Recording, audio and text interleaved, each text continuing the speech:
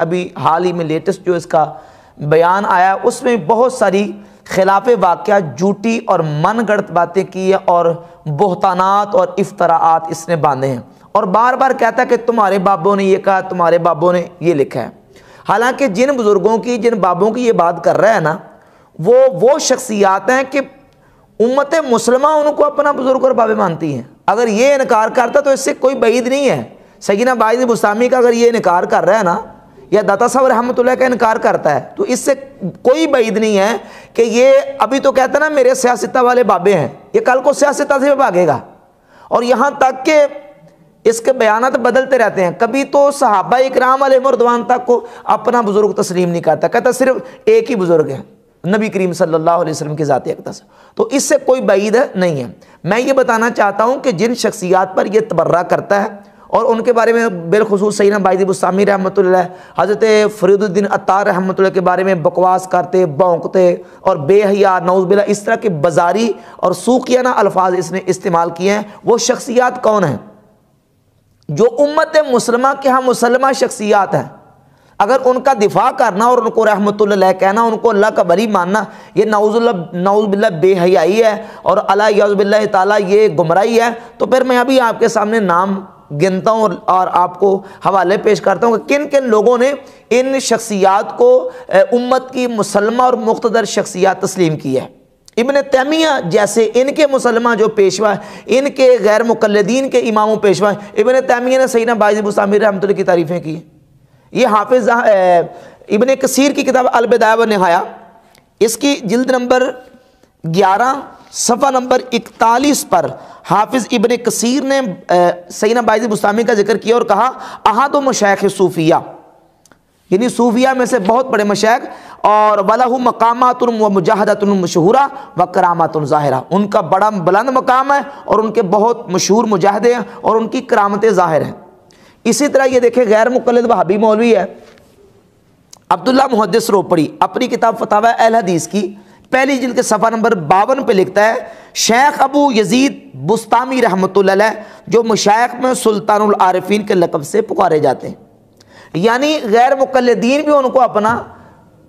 مسلمہ شخصیت مانتے ہیں اور ان کو سلطان العارفین کہتے ہیں۔ یہ حافظ ذہبی کی کتاب ہے سیر اعلام النبلاء۔ امام ذہبی جب تذکرہ کرتے ہیں سیدنا باعث بسطامی رحمۃ اللہ علیہ کا تو اس انداز سے ان کا ذکر کرتے ہیں۔ یہ سیر اعلام النبلاء، اس کی جلد نمبر 10 کے صفحہ نمبر 263 پہ حافظ ذہبی لکھتے ہیں سلطان العارفین ابو یزید تیفور بن عیسیٰ، یعنی عارفوں کے سلطان سیدنا باعث بسطامی رحمۃ اللہ تعالی علیہ۔ اس انداز سے انہوں نے تذکرہ کیا ہے۔ یہ حافظ ابن خلقان کی کتاب وفیات الاعیان، حافظ ابن خلقان نے جلد نمبر 2 کے صفحہ نمبر 436 پر سیدنا تیفور ابن عیسیٰ باعث بسطامی رحمۃ اللہ کا تذکرہ کیا، کہا الزاہد المشہور، یعنی مشہور زاہد، اور وَلَهُ مقالات کثیرہ و مجاہدات مشہورہ و کرامات ظاہرہ، ان کے بہت مشہور مقالات ہیں اور ان کی جو مجاہدے مشہور ہیں اور بہت سارے ان کے مقالات ہیں اور ان کی کرامتیں ظاہر ہیں۔ اس انداز سے حافظ ابن خلقان نے سیدنا باعث بسطامی رحمۃ اللہ کا تذکرہ کیا ہے۔ امام ابن الجوزی نے اپنی کتاب صفت الصفوہ میں بسطام کے 2 چنے ہوئے بزرگوں کا ذکر کیا ہے، 2 اللہ کے ولیوں کا ذکر کیا، ذکر المصطفین من اہل بسطام، بسطام کے 2 چنے ہوئے برگزیدہ ہستیوں کا ذکر، ان میں سے پہلا ذکر سیدنا باعث بسطامی رحمۃ اللہ کا کرتے ہیں، اور ان کا پورا تذکرہ انہوں نے 1، 2، 3 اور 3.5 صفحات پر سیدنا باعث بسطامی رحمۃ اللہ کا تذکرہ کیا ہے۔ یہ امام ابو نعیم اصفہانی کی کتاب حلیۃ الاولیاء، حلیۃ الاولیاء کی جلد نمبر 10 صفحہ نمبر 34 پر تقریباً 3.5 سطروں میں صرف سیدنا باعث بسطامی رحمۃ اللہ کے القابات ذکر کیے ہیں۔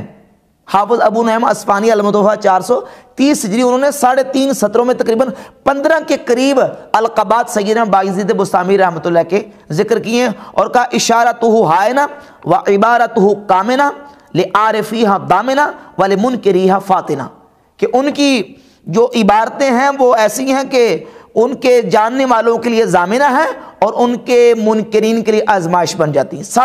تقریباً 3.5 سطروں میں ان کے القابات لکھے ہیں امام ابو نعیم اصفہانی نے سیدنا بایزید بسطامی رحمۃ اللہ کے، اور یہ کتاب ہے لسان المیزان، حافظ ابن حجر عسقلانی کی لسان المیزان کی جلد نمبر 3 صفحہ نمبر 214 اور 215 پہ لکھتے ہیں کہ تیفور بن عیسیٰ ابو یزید البسطامی رحمہ اللہ تعالی شیخ الصوفیہ، رحمہ اللہ بھی کہا اور شیخ الصوفیہ، اور کہا وہ من کبار مشائخ، کہ یہ بہت بڑے مشائخ میں سے ہیں، اور پھر ساتھ ہی تذکرہ بھی کر دیا ان کی شتیات کا، اور ان سے جو غلبہ حالت کے وقت جو اقوال اور ان سے مقالات صادر ہوئے، کہا کہ من الناس من یصحح ھذا عنہ ویقول قالہ فی حال سکرہ، کہ علماء نے لکھا ہے کہ ان سے اس طرح کی جو چیزیں شتیات صادر ہوئی ہیں یہ حالت سکر میں یعنی غلبہ حالت کے وقت ان سے صادر ہوئی ہیں۔ اگر وہی شتیات بیان کر کے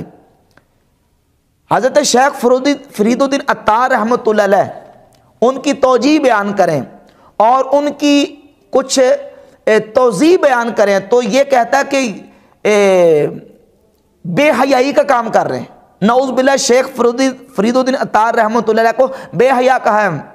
مرزا نے۔ اگر فرید الدین عطار رحمۃ اللہ علیہ یہ بات کریں تو وہ نعوذ باللہ بے حیا ہے الیاذ باللہ،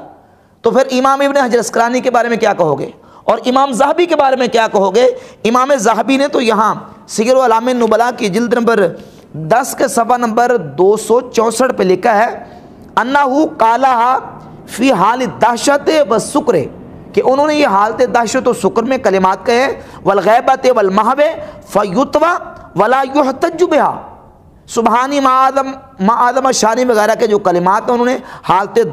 دہشت و سکر اور غیبت و محو میں کہے ہیں، فیتوی کہتے ہیں ان کو لپیٹ دیا جائے گا، ولا یحتج بہا ان سے احتجاج نہیں کیا جائے گا، ان کو دلیل کے طور پر پیش